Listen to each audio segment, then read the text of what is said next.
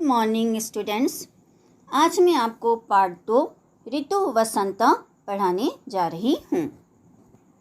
अस्माकं देशे षड् ऋतवः क्रमानुसारेण आगच्छन्ति। अस्माकं का अर्थ होता है हमारे देश अर्थात देश में, षड् का अर्थ होता है 6 और ऋतव का अर्थ होता है ऋतुएं। क्रमानुसारेण माने क्रम से, आगच्छन्ति माने आती हैं। तो इस पंक्ति का अर्थ होगा हमारे देश में 6 ऋतुएं क्रम से आती हैं। तेषु वसंत ऋतुराज अस्ति।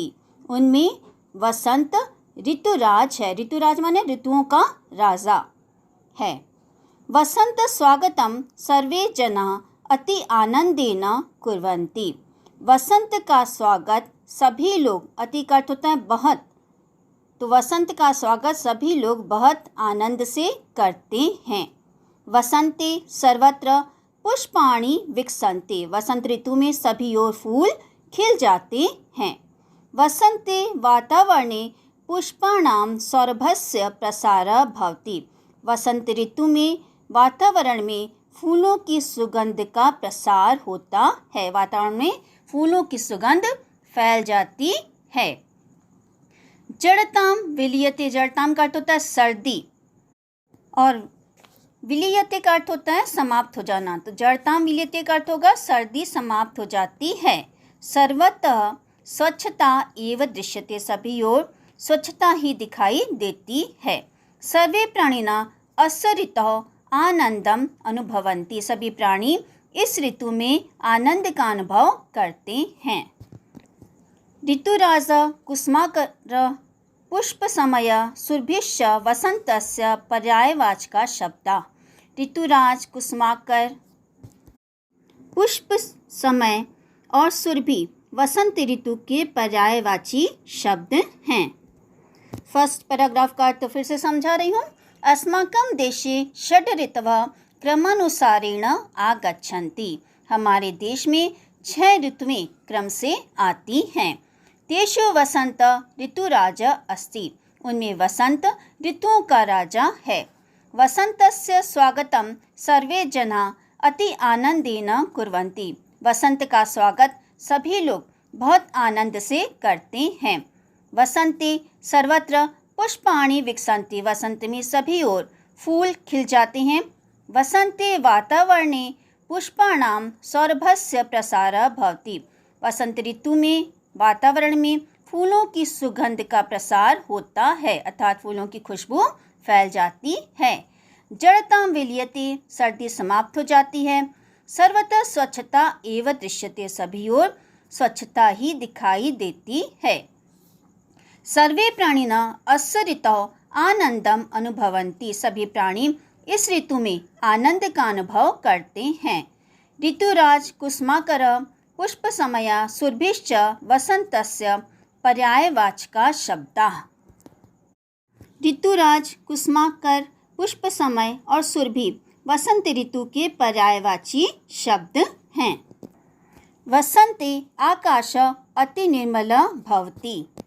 निर्मला का अर्थ होता है स्वच्छ, तो इस पंक्ति का अर्थ होगा वसंत ऋतु में आकाश अत्यंत स्वच्छ हो जाता है। अस्मिन् ऋतौ स्वच्छा दिशा प्रसन्ना इव भान्ति। इस ऋतु में स्वच्छ दिशाएं प्रसन्न सी प्रतीत होती हैं। नदीषु तडागेषु कुल्यासु सरसु च सर्वत्र निर्मलम वारी राजते। नदीषु का अर्थ होता है नदियों में, तडागेषु माने तालाबों में, कुल्यासु माने कुओं अथवा नहरों में, सरसु माने पोखरों में। तो इस पंक्ति का अर्थ होगा नदियों में, तालाबों में, नहरों में तथा पोखरों में सभी जगह स्वच्छ जल सुशोभित होता है। तडागेषु प्रफुल्लितानि कमल वनानि सर्वेषां मनांसि हरति। तालाबों में खिले हुए कमल सभी के मन को हर लेते हैं। सेकंड पैराग्राफ फिर से समझा रही हूँ। वसंते आकाश अति निर्मल भवति। वसंत ऋतु में आकाश अत्यंत स्वच्छ हो जाता है। अस्मिन् ऋतौ स्वच्छा दिशा प्रसन्ना इव भान्ति। इस ऋतु में स्वच्छ दिशाएं प्रसन्न सी प्रतीत होती हैं। नदीषु तडागेषु कुल्यासु सरसु च सर्वत्र निर्मलम वारी राजते। नदियों में, तालाबों में, नहरों में तथा पोखरों में सभी जगह स्वच्छ जल सुशोभित होता है। तडागेषु प्रफुल्लितानि कमलवनानि सर्वेषां मनांसि हरन्ति। तालाबों में खिले हुए कमल सभी के मन हर लेते हैं। वातावरणे विकसितानां पुष्पाणाम् उपरि भ्रमरा गुञ्जन्ति प्रियाभिः सह आनंदेन मधुनि च पिबन्ति। वातावरणे अर्थात वातावरण में विकसितानां खिले हुए पुष्पाणाम उपरि फूलों के ऊपर भ्रमरा गुंजन्ति भ्रमर गुंजन करते हैं, गुनगुनाते हैं। प्रियाभिः सह आनंदेन मधुनि च पिबन्ति तथा अपनी प्रियतमाओं के साथ आनंद से मधुपान करते हैं। बालका अधुना पिकस्य मधुर ध्वनिम अनुकुर्वन्ति। इस समय बच्चे कोयल की मीठी आवाज़ की नकल करते हैं। वृक्षेषु नवपल्लवा सर्वेषां मनांसि आकर्षन्ति। पेड़ों पर नवपल्लव अर्थात नए कोपिलें, नए पत्ते सभी के मन को आकर्षित करते हैं। खगानां कलकूजनम अपि सुखदम भवति।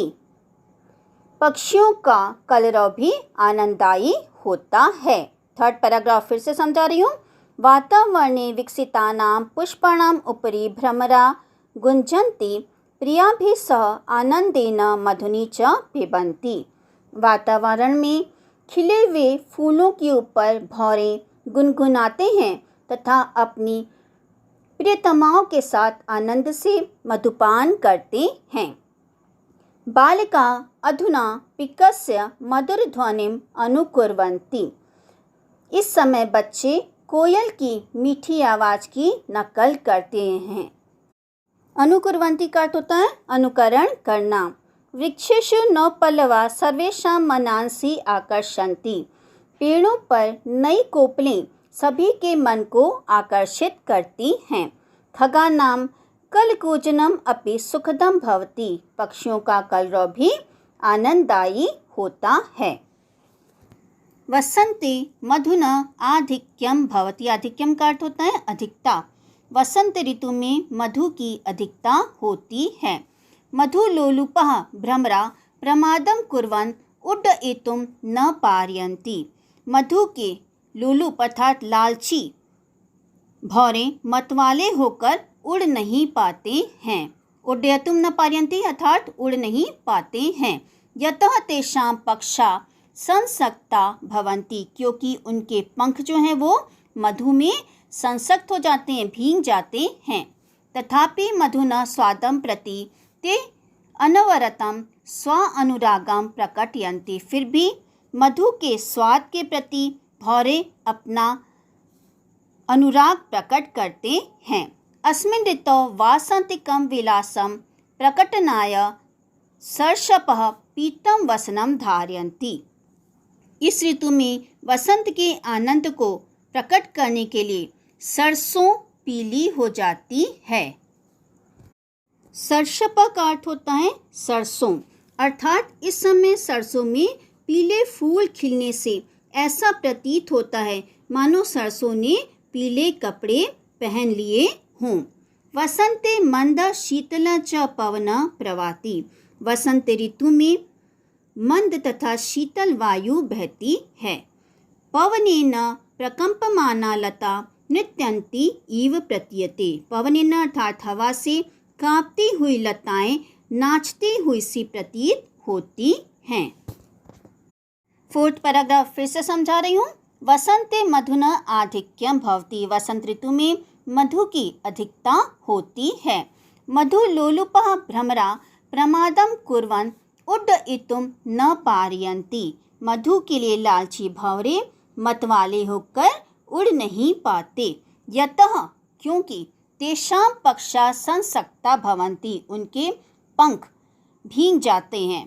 तथापि मधुना स्वादम प्रति ते अनवरतम स्व अनुरागम प्रकटयन्ति। फिर भी मधु के स्वाद के प्रति भौरे अपना प्रेम, अपना अनुराग प्रकट करते हैं। अस्मिन् ऋतौ वासन्तिकं विलासं प्रकटनाय सर्षप पीतं वसनं धारयन्ति। इस ऋतु में वसंत के आनंद को प्रकट करने के लिए सरसों पीला वस्त्र धारण करती अर्थात पीली हो जाती है। वसंते मंद शीतल च पवन प्रवाति। वसंत ऋतु में मंद तथा शीतल वायु बहती है। पवनेन प्रकंपमाना लता नृत्यन्ति इव प्रतीयते। हवा से कांपती हुई लताएं नाचती हुई सी प्रतीत होती हैं। वसंते समय जड़ताम मलिनता च विलीयते। वसंत ऋतु में सर्दी और मलिनता का अर्थ होता है गंदगी, तो वसंत ऋतु में सर्दी तथा गंदगी समाप्त हो जाती है। अतः सर्वे प्रमुदिताः जना प्रकृति शोभां दर्शनाय समूहं रचयित्वा भ्रमन्ति। इसलिए सभी लोग प्रकृति शोभां दर्शनाय प्रकृति की शोभा को देखने के लिए समूहं रचयित्वा एकत्रित होकर भ्रमन्ति अर्थात घूमते हैं। विविधेषु स्थानेषु तथा उद्यानेषु नदी तटेषु वाटिकासु च लोकाः गायन्ति नृत्यन्ति कूर्दन्ति च।